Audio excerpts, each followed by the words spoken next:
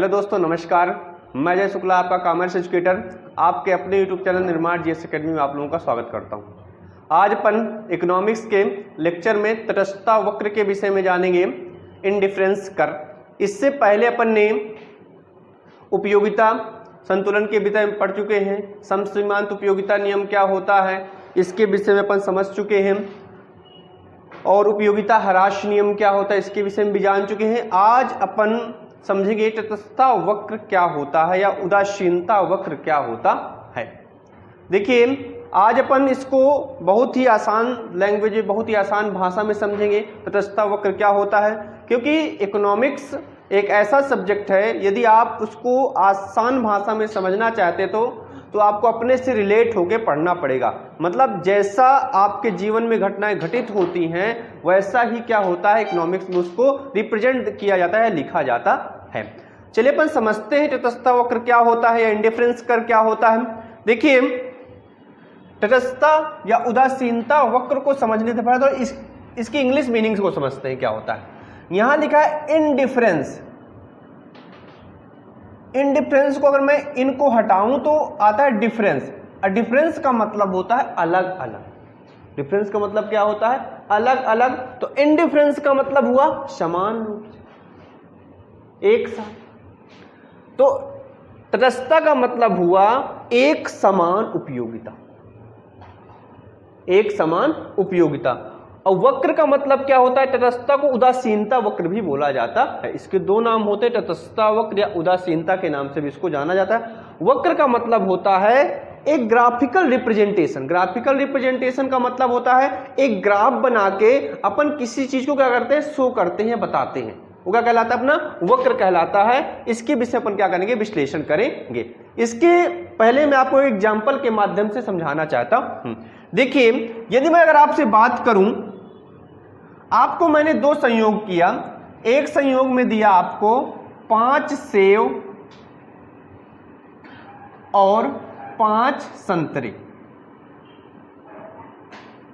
और 6 सेव और 6 संतरे। अब मैंने आपसे कहा कि ये एक मैंने आपको संयोग दिया। एक मतलब संयोग का मतलब होता है एक मैंने आपको ग्रुप बना के दिया। इस ग्रुप में से किसी एक का आपको क्या करना है, चुनाव करना है। अब आप किसका चुनाव करेंगे? यदि एक आप विवेकशील प्राणी हैं, आप थोड़ी सी भी समझ रखते हैं, तो आप सीधी सी बोलेंगे इसमें एक में मिल रहा है आपको 5 सेव और कितने मिल रहे हैं, 5 संतरे। दूसरे संयोग में 6 सेव और 6 संतरे मिल रहे हैं। तो आप सीधी सी बात बोलोगे, सर हमें कौन सा संयोग चाहिए? ये वाला चाहिए जिसमें सेव भी अधिक है और संतरे भी क्या है, अधिक है। चलिए, इसकी बात हो गई। आपने इस संयोग का चुनाव किया। मैं आपको दूसरा संयोग एक देता हूं। मैंने दिया आपको एक संयोग 5 पेप्सी और 5 कोक, 6 पेप्सी और 6 कोक।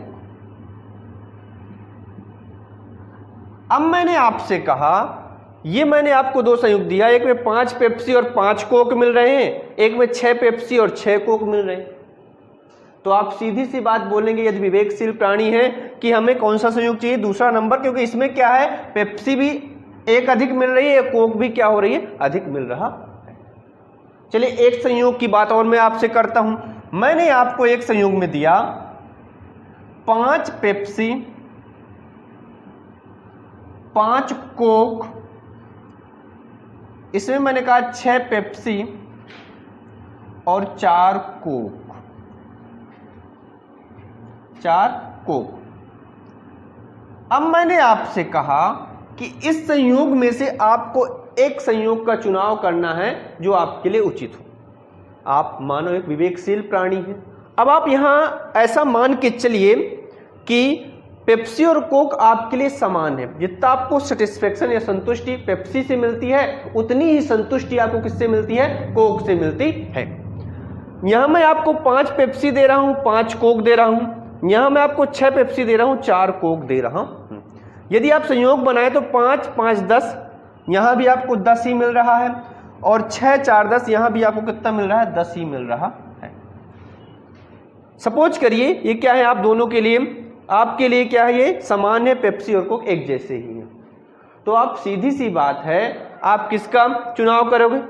आप बोलोगे सर आप कोई भी दे दीजिए, क्योंकि इसमें यदि 5 पेप्सी मिल रहे हैं, इसमें 5 कोक मिल रहे, तब भी हमको 10 की प्राप्ति हो रही है, 10 यूनिट्स की प्राप्ति हो रही है।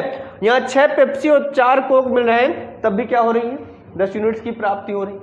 मतलब यदि मैं आप लोगों को बताना चाहूं तो आप पूरी तरह से इसमें क्या है, किसी भी संयोग को लेने के लिए तैयार हो जाएंगे, पूरी तरह से क्या है, इस पे तटस्थ हैं कि हमें कोई भी संयोग दिया जाए, हम पूरी तरह से क्या है, संतुष्ट हैं। अब आप यहां एक बात समझ सकते हैं कि व्यक्ति जब किन्हीं इकाइयों का उपभोग करता है तो उसे किसी दूसरी इकाई का क्या करना पड़ता है, त्याग करना पड़ता है। कैसे? यहां आप समझ सकते हैं, यहां मैंने आपको 5 पेप्सी दिया, 5 कोक दिया, लेकिन मैंने यहां क्या कर दिया, कोक में 1 की कमी कर दी और पेप्सी में 1 क्या कर दिया, बढ़ा दिया। तो मतलब यदि आप कहीं दूसरी जगह त्याग कर रहे हो तो यहां क्या हो रही है, आपको प्राप्ति हो रही है। तो आपको पूरी तरह से क्या है, तटस्थ है, आपको कोई भी वो दे दिया जाए, संयोग दे दिया, आप कोई भी संयोग क्या कर लेंगे, ले लेंगे। ये कहलाता है तटस्थता। तटस्थ का मतलब आप पूरी तरह से इनडिफरेंस हैं, आप किसी भी संयोग को लेने के लिए पूरी तरह से क्या है, राजी हैं।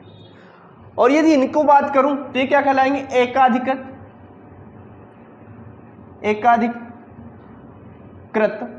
एकाधिकृत का मतलब क्या है, यहां आप समझ लीजिए, यहां 5 सेव 5 संतरे, यहां 6 सेव और 6 संतरे, सीधी सी बात है, 1 सेव यहां ज्यादा मिल रहा है, 1 संतरा मिल रहा है, तो आप सीधी सी बात है इस संयोग का क्या करेंगे, चुनाव करेंगे। आप एकाधिकार मतलब पूरी तरह से एकाधिकृत है कि मतलब इसी संयोग को हमको चुनना है।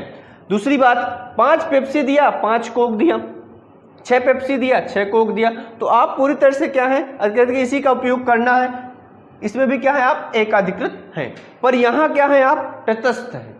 आपको दोनों में से कोई भी संयोग दे दिया जाए, आप उस संयोग को क्या हो जाएंगे, लेने के लिए राजी हो जाएंगे। आपके लिए मायने ये नहीं रखता कि कोई भी संयोग मिल जाएगा, हम उस संयोग से क्या हो जाएंगे, संतुष्ट हो जाएंगे। क्योंकि यदि मैं यहां पेप्सी बढ़ा रहा हूं तो उसी की साइमल्टेनियसली मैं क्या कर रहा हूं, कोक में कमी भी कर रहा हूं। मतलब जब हम किसी एक इकाई को बढ़ाते हैं और दूसरी इकाई को क्या करते हैं, कम करते हैं, तो हमारे संतुष्टि लेवल में कोई परिवर्तन नहीं आता है, हमारी संतुष्टि समान रहती है, हमारी संतुष्टि में कोई परिवर्तन नहीं आता है। तो यहां आप क्या है, पूरी तरह से समान है, आपको कोई भी संयोग दे दिया जाए, आप संयोग लेने के लिए तैयार हो जाएंगे। पर इस 2 कॉम्बिनेशन में आप क्या है, एकाधिकृत है, मतलब आपको यही संयोग चुनना पड़ेगा, यही संयोग आप लोग यदि विवेकशील प्राणी होंगे। और यहां इस संयोग का ही क्या करोगे, आप लोग चुनाव करोगे। तो होता क्या है, जो व्यक्ति विवेकशील होता है वो जब किसी एक इकाई के उपभोग में वृद्धि करता है तो उसे साइमल्टेनियसली दूसरी इकाई में क्या करना पड़ता है, उसको कमी करना पड़ता है। तो यही क्या कहलाता है, हमारे तटस्थता। आइए इसको आप परिभाषा के रूप में समझते हैं। इसकी परिभाषा अपन किस प्रकार से दे सकते हैं, चूंकि वक्र है तो वक्र में अपन 2 संयोग से ज्यादा नहीं ले सकते, क्योंकि उसमें 2 साइड होते हैं, एक एक्स एक्सिस होता है, एक दूसरा वाई एक्सिस। यदि मैं यहां बात करूं इसको बना के तो ये कहलाएगा आपका वाई एक्सिस, ये क्या कहलाएगा, एक्स एक्सिस। मतलब यहां 2 वस्तुओं के साथ ही क्या कर सकते हो, आप लोग किसी चीज को प्रदर्शित कर सकते हो जो समझ सकते हो, क्योंकि तीसरी वस्तु यहां नहीं आएगी, क्योंकि 2 ही एक्सिस यहां लिए गए हैं। आई बात समझ में? तो 2 वस्तुओं का चुनाव करके अपन क्या करेंगे, इसको समझेंगे।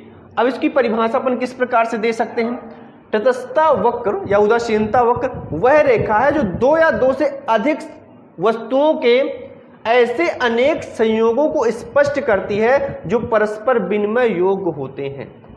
ऐसे अनेक संयोग, एक संयोग ये हो गया, इसी प्रकार के कई सारे संयोग होते हैं कि आप पूरी तरह से क्या रहते हैं, तटस्थ रहते हैं, समान रहते हैं। आपको कोई भी संयोग दे दिया जाए, आप पूरी रूप से क्या रहते हैं, संतुष्ट रहते हैं। तो वही बोल रहा है कि आपको कोई भी संयोग दिया जाए, आप परस्पर विनिमय योग किसी भी संयोग को लेने के लिए क्या हो जाएंगे, तैयार हो जाएंगे, तथा जिसके उपभोग से उपभोक्ता को समान संतुष्टि की प्राप्ति होती है। यहां अगर मैं संतुष्टि की बात करूं तो यहां भी आपको 10 यूनिट मिल रहा है और यहां भी आपको 10 यूनिट मिल रहा है, मतलब आपकी संतुष्टि क्या है, समान है, आपके संतुष्टि में कोई परिवर्तन नहीं आया है। जब व्यक्तियों की संतुष्टि में कोई परिवर्तन नहीं आता है, तटस्थ रहता है, तो उसे क्या बोला जाता है, तटस्थता। अपन जब इसको वक्र के रूप में प्रदर्शित करते तो क्या बोला जाता है, तटस्थता वक्र कहते हैं। तो समान संतुष्टि प्राप्ति होती है। उपभोक्ता इनमें से जब किसी एक संयोग को चुनता है, यदि अपन इस संयोग का चुनाव करते हैं मान लीजिए, तो हमें दूसरे संयोग का क्या करना पड़ेगा, त्याग करना पड़ेगा। तो चुनता है तो वह शेष संयोगों के प्रति उदासीन हो जाता है। मतलब जब आप किसी एक संयोग को चुनाव करेंगे तो दूसरे संयोग को क्या करना पड़ेगा, आपको त्याग करना पड़ेगा। यही यदि आप इसका चुनाव करते हैं तो इसका क्या करना पड़ेगा, आपको त्याग करना पड़ेगा। यही क्या कहलाता है, आपका तटस्थता। ये तटस्थता की परिभाषा कही जा सकती है। आइए इसको ग्राफ के रूप में समझते हैं। ग्राफ के रूप में किस प्रकार से इसको रिप्रेजेंट किया जाता है। मैं यहां कई सारे संयोग लेके रखा हुआ हूं। देखिए यहां एक ए संयोग है जिसमें एक एक्स वस्तु है, आपको 1 यूनिट मिलती है, और वाई वस्तु क्या है, 20 यूनिट मिलती है। जैसे अपन दूसरे संयोग में पहुंचे तो बी वस्तु में आपके यहां जब बढ़ोतरी हुई एक्स में, तो वाई में क्या आई, कमी आई। आप यहां ध्यान से दे सकते हैं, जब x में क्या हुई, बढ़ोतरी हुई, तो आपके y में क्या आई, कमी आई। मतलब जब आप किसी दूसरी इकाई को बढ़ाते हैं तो किसी अन्य इकाई में क्या करना पड़ता है, आपको त्याग करना पड़ता है। जैसे मैं यहां एग्जांपल में आप लोगों को बताया कि यहां अपन ने पेप्सी बढ़ा दिया तो कोक क्या कर दिया, कम कर दिया। इसी प्रकार से जब अपन ने x यूनिट क्या कर दी, बढ़ाई, तो y यूनिट में क्या करनी पड़ी, हमें कमी करनी पड़ी। तो ये संयोग भी क्या बता रहा है, तटस्थता वक्र के विषय में बता रहा है। जब अपन किसी एक इकाई को बढ़ाते हैं तो दूसरी इकाई का क्या करना पड़ता है, हमें कमी करनी पड़ती है। इसी प्रकार से यदि सी का कॉम्बिनेशन देखेंगे, संयोग देखेंगे, तो यहां 3 है, तो यदि यहां बढ़ा x में तो यहां क्या हो गया, कम हो गया y में। देख सकते हैं आप, क्या हो गया, 11 हो गया। इसी प्रकार से जब चौथा देखते हैं अपन, चौथे में क्या है, चौथी इकाई है, तो यहां क्या हुई, बढ़ोतरी हुई एक इकाई की, वहीं समष्टि क्या हुई, यहां कमी आ गई। यहां अपन कितने पहुंच गए, 8 में पहुंच गए। तो मतलब क्या है, तटस्थता वक्र यह बताता है आपको कि जब किसी 2 संयोग में से एक संयोग का आप क्या करते हो, चुनाव करते हो, तो किसी दूसरे संयोग के बाद क्या करना पड़ता है, आपको उदासीन रहना पड़ता है। मतलब जैसे जैसे मैं x की इकाई बढ़ाता चला जा रहा हूं, y की इकाई क्या होती जा रही है, कम होती जा रही है। यदि मैं x की इकाई क्या कर दूं, कम कर दूं, तो y की इकाई क्या होने लगी, बढ़ने लगी। सीधी सी बात। आई बात समझ में। यदि मैं आपसे बात करूं और सरल भाषा में, आपके पास 100 रुपए हैं, अब आप 100 रुपए बाजार लेकर गए, 100 रुपए बाजार लेकर गए आप, और 100 रुपए में आपको क्या लेना है, संतरा लेना है और सेव लेना है। अब मान लीजिए, मानते हैं संतरा आपका 25 रुपए किलो है और सेव आपका 50 रुपए किलो है।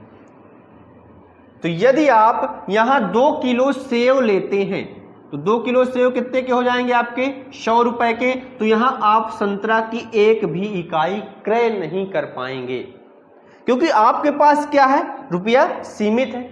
मैंने आपको बताया ही था कि व्यक्तियों के पास क्या होते हैं, सीमित साधन होते हैं। असीमित साधन के माध्यम से ही क्या करना पड़ता है, व्यक्तियों को अपनी पूर्ति करना पड़ता है।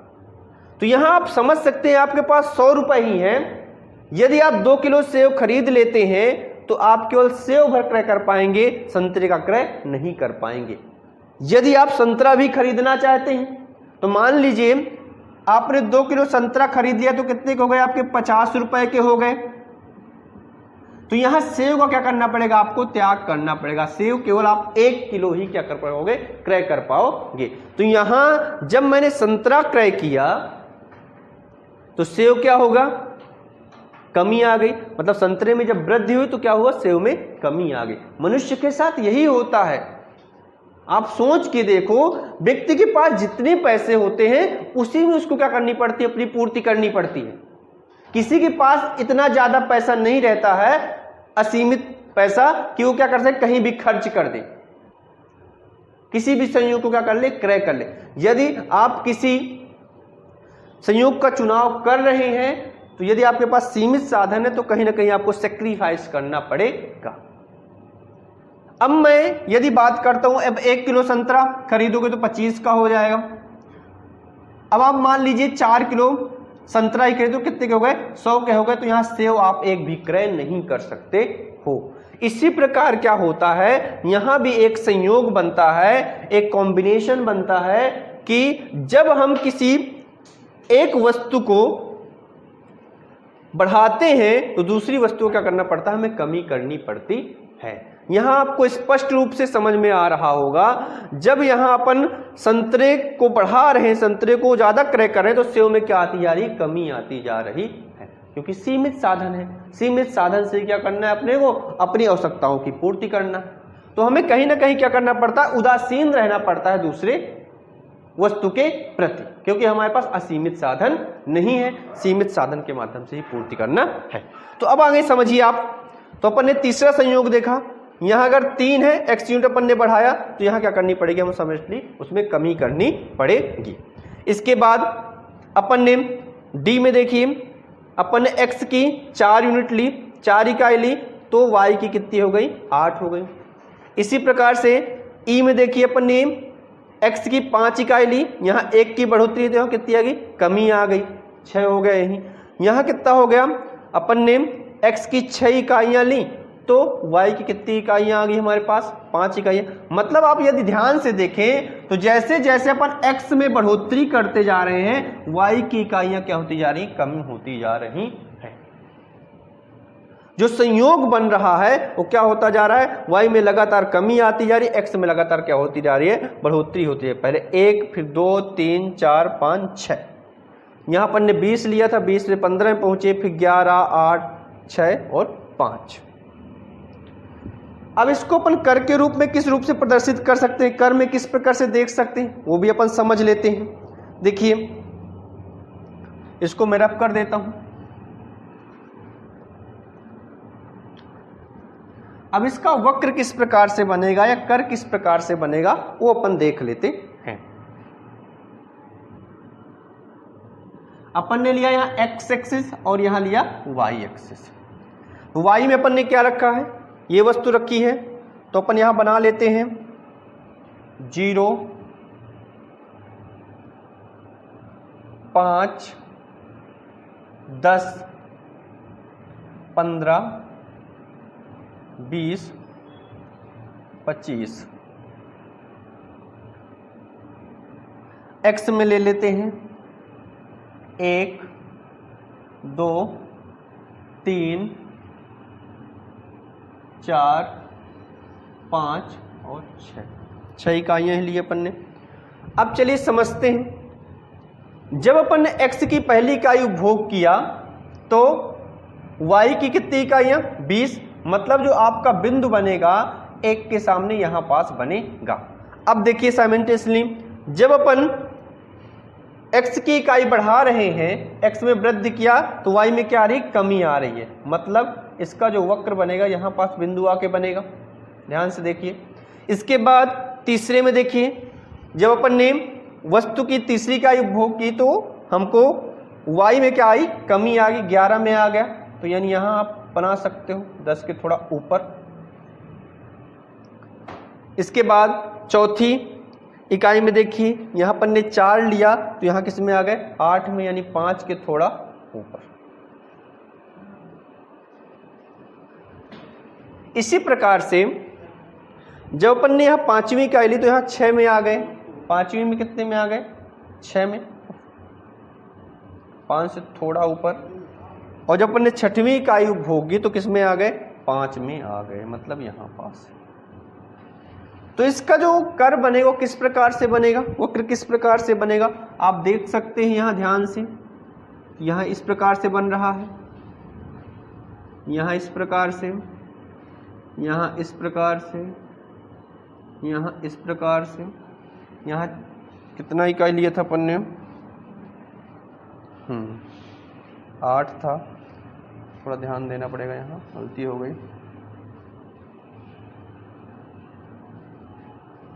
चलिए हाँ, तो 20, 15, 11, जब अपन ने 11 लिया तो यहाँ पास आया अपना वक्र 11 में, यहाँ पास है 11 से किस में आए 8 में, मतलब 10 से नीचे, 10 से नीचे आए तो किस में पहुँचे 4 में।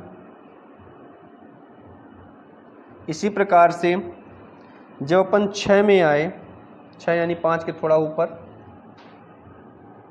तो अपन पहुँचे 5 इकाई में, और जब अपन ने 6वीं इकाई तो 5 में पहुँच गए अपन। तो यहाँ से बनेगा आपका वक्र।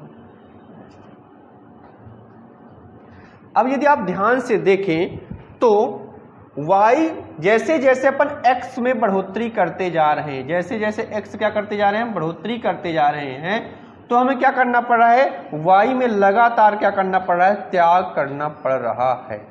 y में लगातार क्या करनी पड़ रही है, कमी करनी पड़ रही है। तो मतलब जो इसका वक्र बनता है वो किस प्रकार से बनता है, ऊपर अपन ने बाएं से दाएं की ओर क्या है गिरता है। इस प्रकार से इसका क्या बनता है, आपका कर बनता है।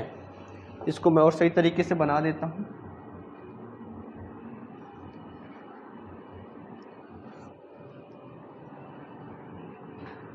इस प्रकार से क्या बनता है, आपका कर बनता है आईसी कर, इनडिफरेंस कर कहा जाता है इसको। क्या बोलते हैं, आईसी कर, इनडिफरेंस कर। मतलब आप क्या हैं, जब किन्हीं दो वस्तुओं के संयोगों को क्या करते हैं, चुनाव करते हैं, ठीक है ना, तो जैसे ही किसी एक वस्तु की इकाई में वृद्धि करते हैं तो दूसरी वस्तु की इकाई में क्या करनी पड़ती है, आपको कमी करनी पड़ती है। क्योंकि आपके पास क्या होते हैं, सीमित साधन होते हैं। असीमित साधन के माध्यम से क्या करना पड़ता है, आपको अपनी आवश्यकताओं की पूर्ति करना पड़ता है। जैसे मैंने आपको एग्जाम्पल अभी दिया कि आपके पास 100 रुपए हैं और 100 रुपए लेकर अगर आप बाजार गए तो आप संतरे और सेव को क्रय करना है, तो यदि आप संतरे की क्वांटिटी को बढ़ाते हैं तो सेव में क्या करनी पड़ेगी, आपको कमी करनी पड़ेगी, क्योंकि आपके पास क्या है, रुपए 100 ही हैं। तो इस प्रकार से क्या होता है, आपका तटस्थता वक्र का क्या बनता है, कर बनता है।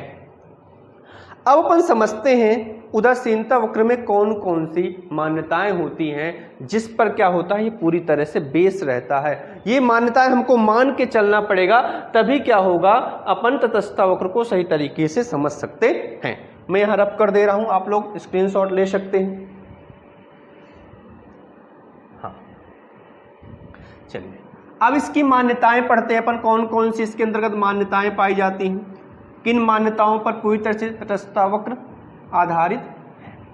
तो इसमें सबसे पहली जो आपकी मान्यता है वह है उपभोक्ता एक विवेकशील प्राणी है।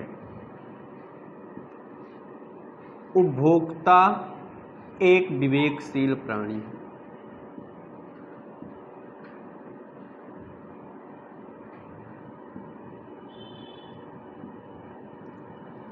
अपन ये मान के चलते हैं जो व्यक्ति वस्तु का क्रय करने गया है वह क्या है, विवेकशील है। उसको थोड़ा बहुत समझ है बाजार के विषय में। जब अपन वस्तुओं को क्रय करते हैं तो अगर अपने पास सीमित पैसा है तो उसको अपन किस प्रकार से सभी वस्तुओं में क्रय कर सकते हैं। और कोई अविवेकशील प्राणी है तो उसके ऊपर ये बात निर्भर नहीं होती है, ना ही उसके ऊपर तटस्थता वक्र क्या होगा, बनेगा। अब अपन चलते हैं दूसरी मान्यता पर। दूसरी मान्यता इसका क्रम वाचक दृष्टिकोण।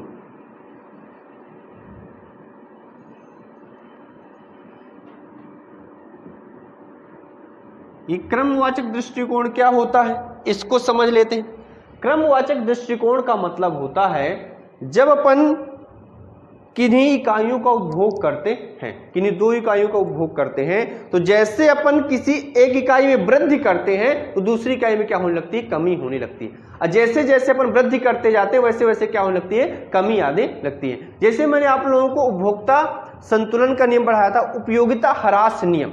उपयोगिता ह्रास नियम मैंने आप लोगों को बताया था कि व्यक्ति जैसे जैसे अपनी असीमित आवश्यकताओं की पूर्ति के लिए इकाइयों का उपभोग करता है तो प्रत्येक इकाई से मिलने वाली जो उपयोगिता होती है वो क्या होने लगती है, कम होने लगती है। यदि आपको बहुत प्यास लगे तो जब पहला गिलास पानी पिए तो सबसे ज्यादा संतुष्टि, और जैसे जैसे आप पानी का उपभोग करते जाएंगे आपके संतुष्टि में क्या आती जाएगी, कमी आती जाएगी। उसी पर क्या है यह नियम, बेस है उपयोगिता ह्रास नियम पर। ठीक है, इसके बाद अपन चलते हैं इसकी तीसरी मान्यता पर। इसमें तीसरी मान्यता कौन सी है, उपभोक्ता का संगत व्यवहार। उपभोक्ता का संगत व्यवहार। संगत व्यवहार का मतलब क्या अपन समझते हैं, मतलब उपभोक्ता जिन दो वस्तुओं को क्रय कर रहा है उसके प्रति क्या है, समान संतुष्टि की प्राप्ति करता है। जैसे मैंने आप लोगों को उदाहरण के रूप में बताया कि यदि आप सेब और संतरा क्रय करने जाते हो तो सेब और संतरा आपके लिए समान रूप से क्या है, जरूरी है, आपको दोनों ही क्या करना है, क्रय करना है। तो आपका जो संगत व्यवहार रहेगा उसके प्रति क्या रहेगा, इस प्रकार से रहेगा कि दोनों वस्तुएं क्या हो जाए, क्रय भी हो जाए और क्या हो जाए, आप उदासीन भी। मतलब यदि आप सेव में बढ़ोतरी करते हो तो क्या करनी पड़ेगी, आपको संतरे में कमी करनी पड़ेगी, संतरे में बढ़ोतरी करते हो तो सेव में कमी करनी पड़ेगी। इसी प्रकार से इन इकाइयों को भी आप से देख सकते हो, अपन ने जो संयोग बनाया था A B C D E F करके, तो जैसे जैसे अपन क्या करते जा रहे हैं, X यूनिट में बढ़ोतरी करते जा रहे हैं, वैसे वैसे हमें क्या करना पड़ रहा है, साइमल्टेनियसली इसमें कमी करना, Y यूनिट में कमी करना पड़ रहा है। अब इसको समझते हैं। अगला पॉइंट है आपका घटती हुई सीमांत प्रतिस्थापन दर। घटती हुई सीमांत प्रतिस्थापन दर।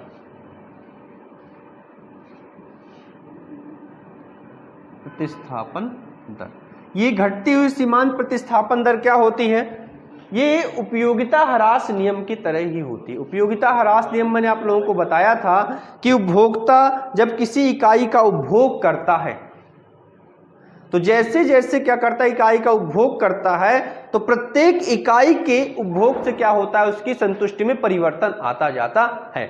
जब पहली इकाई का उपभोग करेगा तो सबसे ज्यादा संतुष्टि, उससे दूसरी इकाई का उपभोग किया तो उससे कम संतुष्टि, तीसरी का किया तो उससे भी कम। इसी प्रकार से आप यहां भी देख सकते हैं तटस्थ वक्र में, जैसे जैसे आप क्या करते जा रहे हो, एक्स में बढ़ोतरी करते जा रहे हो, उसी प्रकार से जो आपकी Y यूनिट है या Y वस्तु उसमें कमी आती जा रही है। पर कमी किस दर से आ रही है, वो किस दर से आ रही है, पहले 20 के बाद आया सीधे 15 के बाद किस में आया, यहाँ 5 की कमी आपको दिखाई देगी, टेबल में देख लीजिएगा। 5 के बाद आपको यहाँ कितने में आई, 11 में आ गया 4, मतलब साइमल्टेनियसली क्या होता जा रहा है, धीरे धीरे कम होते जा रहे हैं। मतलब आपके संतुष्टि में धीरे धीरे क्या आता जा रहा है, परिवर्तन आता जा रहा है। अभी इसके विषय पर आगे चर्चा करेंगे विस्तृत रूप से कि सीमांत प्रतिस्थापन दर क्या होती है। आप इसको आप ऐसे समझ सकते हैं जिस प्रकार से उपयोगिता ह्रास नियम, उपयोगिता ह्रास नियम में क्या होता है, जैसे जैसे आप वस्तुओं क्या करते हैं, उपभोग करते हैं तो प्रत्येक इकाई से मिलने वाली उपयोगिता क्या होती जाती है, आपकी कम होती जाती है। इसके बाद अपन चलते हैं, इसकी पांचवी मान्यता कौन सी होगी। इसकी पांचवी मान्यता आपकी होगी वस्तु की कीमत, वस्तु की कीमत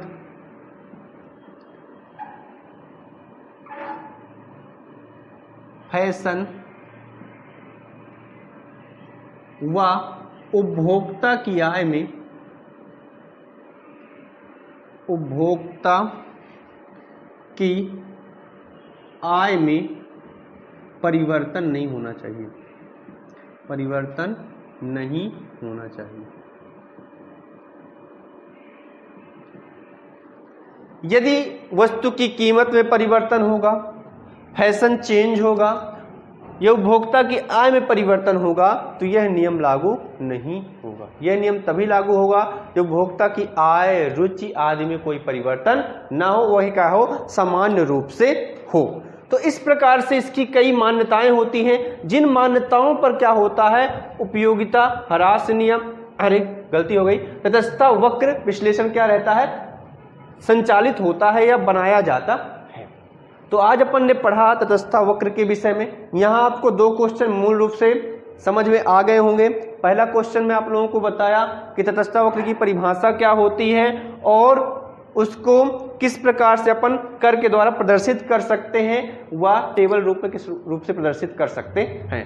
और दूसरा क्वेश्चन जो आपका बना, तटस्थता वक्र को परिभाषित करते हैं उसकी मान्यताएं कौन कौन सी होती हैं।